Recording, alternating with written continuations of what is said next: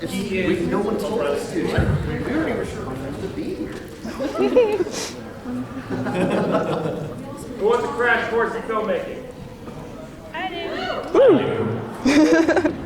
I kind of need it. Me of all people. I am going to give you a crash course in filmmaking. Point, hit record, let it go. It's going to be any trouble. I think if I Oh crap, I forgot to do it. Is this live? all I want is good luck. Can I have it? Yes. All on stick. It's like, is it? I'm sorry. Or we can start up. I'm excited. We have more. Give it like 100 stickers. Stick all you want with it. Get out of 3D guesses. Let's play some Street Pass. Let's do this. I'm like on the last guy on my Find Me second playthrough. It's pretty big. Hi everyone, thanks for coming. Don't worry, we'll wake them up soon. This All right, I got 10.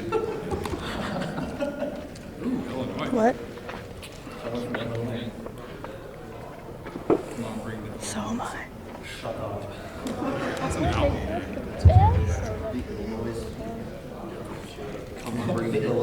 Have we ended up on anybody's 3DS yet? Just out of curiosity. Have they?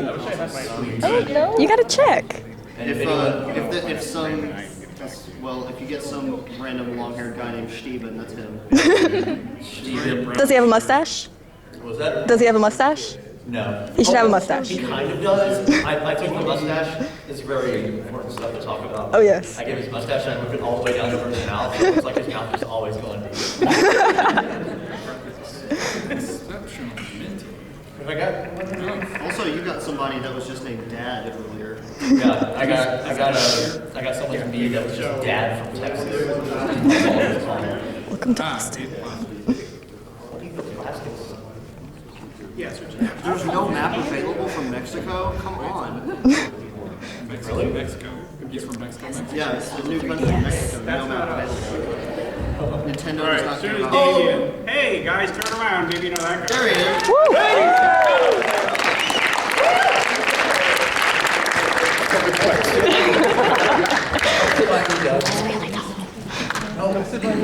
I saw this not too long ago. It's so cool. Don't eat this, okay.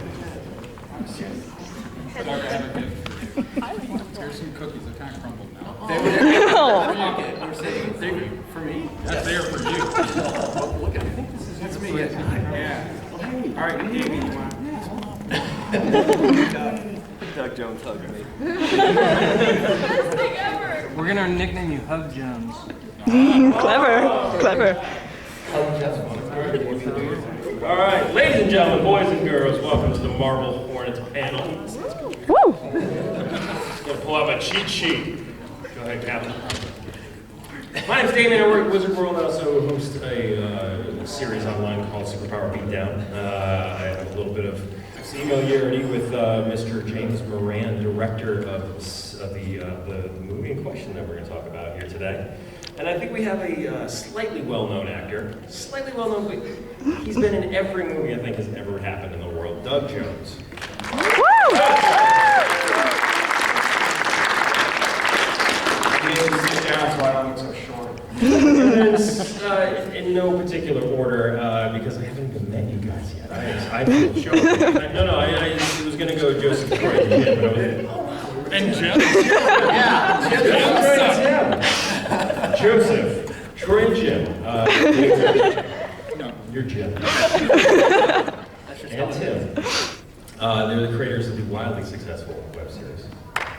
Yeah! How many of you actually watched the web series? Hopefully everyone. Hopefully everybody. Even if you I didn't realize there'd be a pop quiz. Awesome. I would love to start off with the origins of the series. Just ask you guys, Joe, Troy, and Tim. How did the web series start? And how did all of you guys have Lifesaver mouse, you go ahead. You do. No arguing, boys. We have lifesavers around. So, in the summer of 2009, Troy was desperately trying not to get a job. Yep. And I had a job, basically browsing the internet while at work. And this thread on Something Awful came up called Create Paranormal Activities, Paranormal Images.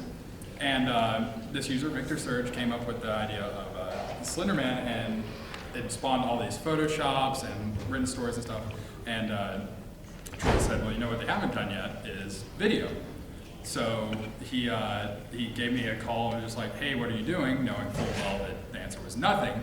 And he told me to go check out the thread and everything. We looked at it and got together that night, storyboarded for like 9 hours in the most ridiculous way I've ever heard of anyone doing, but it worked. And Marble Hornets was born. We shot the introduction and the first entry all in one night. Those are particularly hard to shoot. Yeah. They're only like 40 seconds long each, Yeah. but you know, we did those both at the same time. And then here we are 4 years later, and 340 some odd thousand subscribers and 67 million views. Pushing 70 million views total. Yeah. That's just a couple. Can that many people watch the movie? That'd be great if that many people watch the movie. That'd be fantastic. Now, throwing it over to you, James. From you know, you guys are on the YouTube side, the more. You're on the professional side. You're on the more professional. You know what you're doing. Professional side. How did you first hear first of all, how did you hear about the movie, let alone the web series? Which one did you hear of first? Well, obviously the web series, because it spawned the movie, as we know. Basically, you know, about a year and a half ago, I met with, can you guys hear me? Yeah. I met with one of the producers of the film, a guy by the name of John, and he's like, hey, you know, check out this thing we got going. It's based on a web series, and we're trying to turn it into a feature, and we're trying to think of something new to do with it, where it still ties into the web series, but expands the universe that the guys created. And so that's when obviously I'm a little too old to be in the demographics, I guess, because I hadn't heard of it prior. And then everyone under my age, I'm like, have you heard of Marble Hornets? They're like, yes, I love that thing. I'm like, oh, yeah, me too. So I met with them, and then the company that kind of got behind it and with the guys and stuff was Mosaic, a company most famously for comedies. And they were deciding, let's do a little genre film here. Let's see if we can do something like Paramount did with the Paranormal Activity movies, which I worked on all the sequels. So, Which, not to toot your horn, was one of the most successful horror franchises ever. not much to do with it. But I was on them. I was there. No, I was the assistant director, and then also second unit director. So I kind of paid attention a little bit. So I met with Jimmy and the gang and started kind of pitching an idea of how we could kind of take what the guys created. We decided to stay within the vein of what they created. So the really cool thing about what they did was with the found footage, as you all, you know that big term, it's a big fad right now to do found footage films. But luckily we had a good writer and producers and all these guys figured out a way to take what they did, keep it in their genre, but not force it. So it's the movie is shot in the similar style as the web series, but it basically takes the bad guy, also known as the operator, as you guys know, and it branches him out. But if you guys watch closely at the film, you'll see a lot of little tie-ins to the web series. It's definitely in the same universe and exists in the same world as the Marble Hornets web series does, but it's not centered around the guys, it's more centered around the operator, also known as, and I don't know how the hell we pulled this off, excuse my language, we got Doug Jones to be the operator. I don't know how we did that. Let's I bring have nothing to do with that. Now let's bring in Look, Doug Doug's here. Doug, when did you first find out about the web series and its villain, the operator? Well, a good friend of mine, John Soares, who produces and directs and stars in. Do you like John Soares? Yeah, somebody in the next room loves him. He has a web series called The Danger Element that I'm in. I play a crazy fellow in that. And he's done several things. Also, he has a very YouTube presence. He sent me an email one day. He sent me an email one day. Saying, have you heard of this Marble Hornets web series? I think you should have a look. Here's a link. So I did, and I was like, oh, and at first I'm thinking, oh, it's a found footage thing. Aren't these kids cute? Yeah, that's and then and then 10 minutes in, I'm like terrified. I'm like, click, click, click, and stop watching these things, right? So then Tim Sutton over here sends me a message on the Twitter. Love the Twitter. And he just like said, what did your Twitter message to me say? It said, it said something like, how would you like to help bring an internet legend to life, or something like that. Right. And just a link to the show. That's all I said. Right. So then, right, with a link to the show. No pressure. Right. And of course, his Twitter handle is Flaming Butt Wind. I love that he knows that. I didn't forget that. Now we can never change it. So. No, exactly. So when you get a message from Flaming Butt Wind, you listen. So I had a look, and I said, well, wait, this is that same thing that John told me about. I'm like, oh, it's all married in my head now. And so at the time, I was thinking, well, they want me to come to Alabama and work on the web series? Is that, we didn't really... That's what it originally was. We didn't really lock all that in, or the logistics and how that would happen and all. So then a few months down the road, Tim sent me another message saying, hang on, we're doing a feature soon, so We'll talk. We'll talk. Our people will tell you. But now, and if you're in the business, you know that you hear about feature films all the time that never happen. It's like, we're going to make a movie, you never hear again. So I didn't know for sure. And then one day my agent calls me to say, got this call from a company making a movie called The Operator. And I'm like, let's see, that would be... Oh, that's it, it's happening. So then sure enough. That was my reaction. No, but being a fan of the web series now, that's a different animal when you're presented with a project, something you're already a fan of. You know, to be able to play that iconic character that they have massaged into place was dreamy for me. And I will say also that I have gotten so many messages on the Facebook and the Twitter from the fan base saying, if they ever make a movie, you got to play. So I'm playing after all. It turns out. That's actually what it's referred to as in the movie. It's like, oh no, it's a... That's what you do when you see him. So Joseph, Joy, and Tim, you find out that Doug Jones is going to be attached. We're like... After you change your underwear, how was it continuing doing what you're doing, but also having to keep it a secret? It was really hard to keep it secret, especially Doug Jones being in it. We were like, we want to tell everyone about this so bad. And it was people were catching wind that something was up.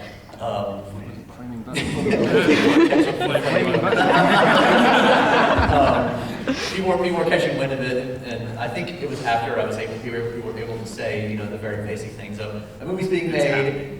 It's happening. Like a movie's being made. Ian wrote the script. James Moran's directing it. That's pretty much all we could say. And people were like, "Who was playing the operator?" Like they had to know who was playing the operator. And it's like, we know who's playing the operator, but we can't say who's playing the operator.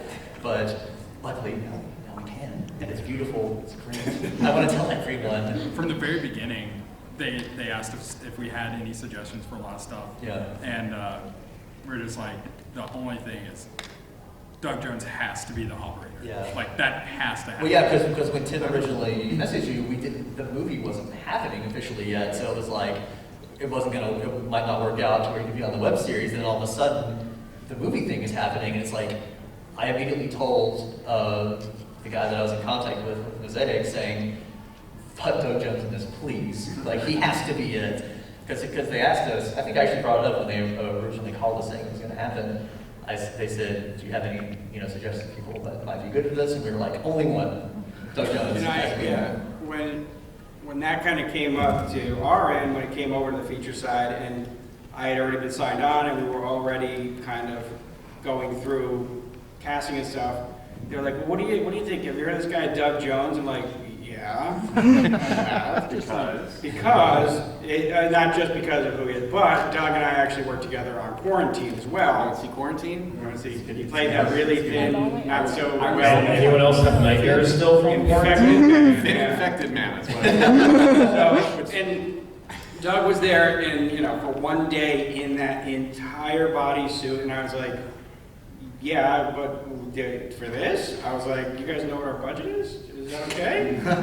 And my initial reaction was, I love Doug. Tell him I said hi. And they were like, no, he's actually interested in doing the film. I'm like, please, can we make that happen? That would be so nice. And so when that news came that, it all came full circle, and Doug was doing the movie, it makes such a difference because, yes, as you guys know, when you see a lot of Doug's work, you see Doug Jones. But in this movie, if you guys know what the operator looks like, it's still Doug. He's there, and it just, at some points while we were shooting the movie, I would have an idea, and I would be like this just to say to Doug, hey, I'd have to scream because he couldn't hear it. What's that? Yeah. So, I got good with hand signals.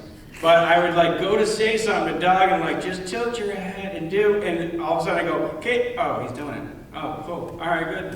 And it just brought life to this character that's just spooky, and it's like, you figure, oh, it's just this guy who stands around and stalks you, and you're like, I couldn't sleep at night. After we shot stuff, I'd be like, oh, that was really cool. I don't know if that's a bad image to get on my head. But then he would take it off and be the nicest guy around and the most, impressive professional actor I've ever worked with, too. So guys, Not because he's right here. what was it like seeing Doug Jones as the operator for the first time? Being brought to life? We only got to see him so far when we came to LA that time. But yes, it was very, especially based on That entire trip was surreal. Yes. We'd never been to LA before. It was like, this place is a circus. We were shooting I think right now, it's one of the cooler scenes in the movie, and the blackout thing. Yeah. Which we might show a little clip of. I got to meet a dog. And that was awesome. It was very, very surreal. Once we were on the set, watching all of the big, Hollywood people buzz around, set up lights and everything. I can't remember which one of us said it, but we just looked at each other and said, "We're the reason these people have jobs right now." This is weird. We are job creators. We did it. Yeah. That indeed, yes. It also made us realize, oh God, what are we doing in Alabama? Our little setup and stuff. It's probably better that you didn't get to do the web series with us because you'd never work with us again. You'd be like, oh, I don't want to climb through these dirty tunnels and places. What are you talking about? Never shoot anything because we're. You guys aren't insured at all, are you? Doug wasn't in the costume or anything at the time, and it was all nice and hugs and smiles. That's how we and everything. met. Yeah. And so then once he got in the costume, it was like, oh, okay, this is. I was not expecting it to be like this, but it was weird seeing the thing that we kind of brought into being in this really proper way, I guess, the better way than we do. Not in our zero budget, Alabama way. Yeah. It was I think, polished version of what you guys did, and more. That's a nice way. That's a nice way. So, but yet true to what you guys, I think, have come to know as that character from the series. We didn't want to go, oh, and now it's the movie version. Check this out. Now it's a musical. Yeah. he's 30 feet tall, and his suit is actually sparkly. Yes.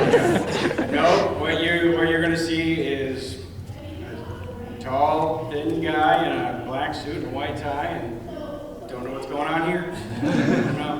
Doug, how did you prepare for the role of supposedly terrifying people without ever actually saying anything? Gosh, well, I think that's the beauty of this character and the world that he's in, is that he doesn't have to do much. And for me, being a very expressive, like, type of person, I had to throttle back considerably, wanting to do something to like intimidate or scare. But it's the subtleties of this character that really are haunting to watch. I think that I found that out by working with this nice fellow, having him guide me through that. You did a lot of this at first. I'm like, no, that's too much.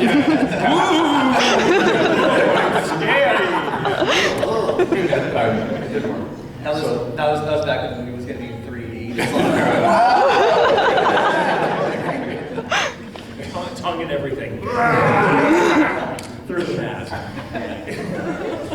But James, how did you approach this this film based on a wildly successful web series, and what really influenced? What did these three gentlemen did at the end of the panel do that influenced what you planned and what you've done in the film? Okay, good. I think the core thing I did once I saw the product,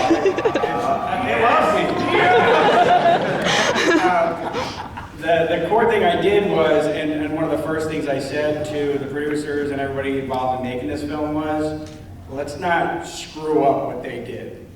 Let's enhance what they did. Let's build on what they did and expand it into a different, storyline and all that stuff in their universe. So that was the fun thing is, again, we don't want to go out there and we want to stay true to their style and all that stuff. And so that was really the driving factor is if we went too big, we'd lose you guys, I think, and hopefully one of the things you guys like about it is the way it's shot and just the simplicity of it, because the first time I watched it, like Doug was saying, I get it, I watch it, I go, oh, okay, that's cool, now let's see what happens next. And then the simplicity of just the sound dropping out, which is freaky. It's like, when you can't hear what's going on, you're like making it up in your head. So that's the cool part about it. And so we said, well, okay, and then the other thing was, that's what the operator did. We set the rules and we talked with the guys like, okay, well, what do you have? We expanded on them a little bit. But it's like, okay, well, when he's around, this is what happens. So we took that and we built on it and we added one little level to it that you'll kind of see with the movie as well. And but simplicity, I think, was the driving factor of it, to not go big. And even though you want to, you're like, oh, we can make this thing. No, it doesn't. It takes it out of that world. It doesn't become real anymore. So trying to keep it real. That's kind of why we didn't go big. It's like, we don't have the money for this. So we didn't either. We had a bunch more people we didn't have that. So like we kind of kept it simple out of necessity, but I think we wanted it to be that way anyway. So. No, I know. Then we get to the set, we're like, you guys don't need like half of this stuff, right? You do like fire half these people. Just get it. We tried. How shocked were you guys when you saw craft services? Oh, it was awesome. It was so good. We get like gas station coffee and pork cracklings before ours. Pork skins, bad coffee. We get there and they got like their salmon. Their salmon and everything. Oh. It's like, man. Now I know where all the money went. No, I missed it that too. I didn't see that. No, you didn't see James's trailer. Neither did I. Doug, when you saw the script, how did it measure up to your expectations for what you thought from the web series originally? Right, my first comment to all the producers and James when I sat down for a lunch date to talk about the movie was, I absolutely loved this script. It was a page turner. It was suspenseful. It was every bit lived up to what I hoped for, honestly. James, how about you?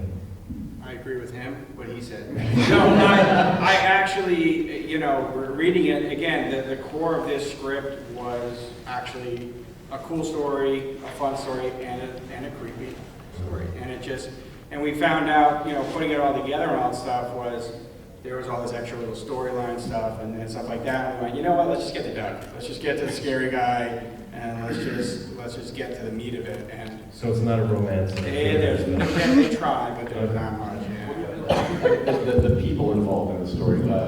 You're fun with them, and they do go through a arc of learning things about themselves. They're rapping their beatbox. Dr. Van Trill twisted well. No more burritos for me. No, the humans in the story go through quite a crazy arc. We don't know what he is. I'm a fan. I love the storyline that they go through. They learn a lot about it's their own shortcomings is what's kind of spurs everything forward. So that's kind of a lesson learned. It's a cautionary tale. I think. Curiosity killed the cat. Exactly. Curiosity killed it. You know, that's what we did. We're like, well, what is in the web series? It's because they go kind of looking for them. They become obsessed with them, and it takes over their life. And so, And everybody watching it is people like, disappear. Yeah. And so that's we basically took the same storyline and through line of what it does to you, and just put it into a different storyline of characters. Yeah, we like making people sad. So Yeah. Apparently. So guys, the three of you down the end. You go to Hollywood. You forgot your name. do we need to turn these to you instead of Phil. Gentlemen, you go to Hollywood for the first time. You go on a first-time Hollywood set, and you meet your first Hollywood director. This is a safe place. James won't be upset. Tell us your. What did you learn while being on the set, watching James direct for the first time, seeing a real Hollywood director? what a budget looks like. Budget, like, because when we shoot, it's just like the crew is whichever one of us isn't holding the camera. Yep. It's us, almost exclusively. It's just like we've had people help before, but And not. normally they were someone on camera. So Yeah. part of this. So it's just whoever isn't in front of the camera or holding the camera. It's like, okay, now move these curtains a little spookier. Like that's we're the crew, we're the cast, the crew, the directors. Yeah, we get there and it's like the first thing I notice is, like they have monitors so that everyone can see it. I'm just like, what a novel concept. That would help so much. I bet they have more than one battery for their camera too. Awesome. Two batteries. I would kill for 2 days. My camera isn't made anymore. So. And the other fun thing too is we did, just like in the series too, is where these guys operate and these guys, not operator, where these guys, they shoot the movie as the show as the characters. We did that in the movie. I would give, I worked with the actors and stuff. I'm like, here's the camera. This is what I want you to do. Go. And then, luckily, he could do it. My camera operator, DP, would just sit there and go, I can leave now, I guess. Yeah, he was like, oh, that guy's good. He was learning from him. But it just feels so much more real when you know that the person in the scene has got that camera, and it puts you in, I think, in their shoes a little bit more, which is cool. Which is, again, learn from what works, You want to show something? Possibly, I'll have to. Let's do. You want to do? Well, I was going to say, if you want to show something, we can do a Q&A. Oh, yeah. Throw that to the audience. Riley, you in here? Where's this Riley? Oh, hi. He's got his thumb up. Okay. You know which one you'll see. Watch. Probably you're gonna love us. No spoilers. I think there's a lighting panel at the back of the room. I'll see Yeah, that that's there. all right. Watch this. Let's see what happens, everybody. If my kids pop up, don't worry. They're not the scary part. They're going to be in the middle of the night, but not here. Okay. So, for those of you that are fans of the web series, this is one of the homages. Yeah, I would hope again, most of you. This is a little, you might recognize something similar here. That's all I can say. Please don't record this on your cameras.